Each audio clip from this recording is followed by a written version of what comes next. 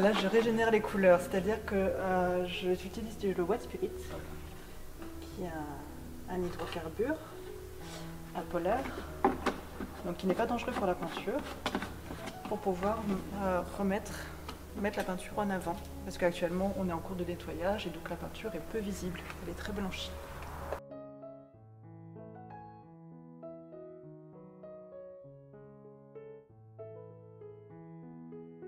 Ce sont des peintures murales qui, pour les plus anciennes parties, sont du XIIIe siècle.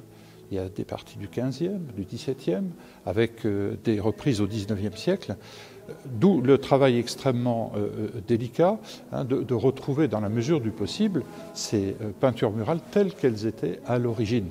Et elles nous renseignent aussi sur la piété populaire, sur des aspects de la vie religieuse de cette ville qui, à l'époque, appartenait au Saint-Empire romain germanique, après avoir été, vous le savez, république, et avant d'appartenir à notre beau pays, la France.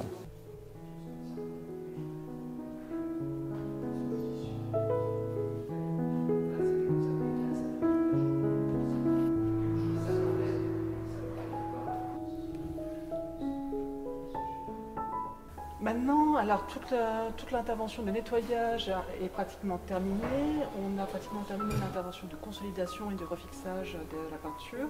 On va donc passer maintenant à l'intervention de restauration proprement dite, c'est-à-dire de mise en valeur de la peinture par la réintégration chromatique des usures et des lacunes.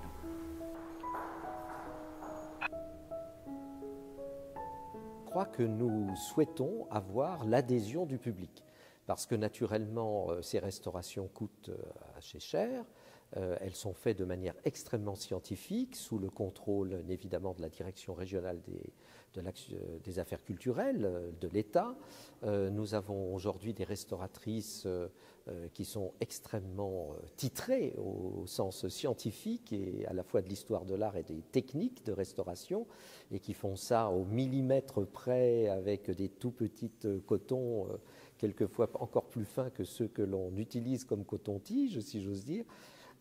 Et c'est un travail énorme. Donc on a besoin de l'adhésion de nos citoyens, de l'adhésion du public, et la Fondation du patrimoine est le meilleur outil pour ce faire. Donc une souscription est naturellement lancée par la Fondation du patrimoine, de façon à rechercher les mécènes intéressés et qui pourraient ainsi apposer leur nom sur la liste du mécénat, en dehors naturellement des subventions publiques qui sont nécessaires pour rétablir ces peintures originales.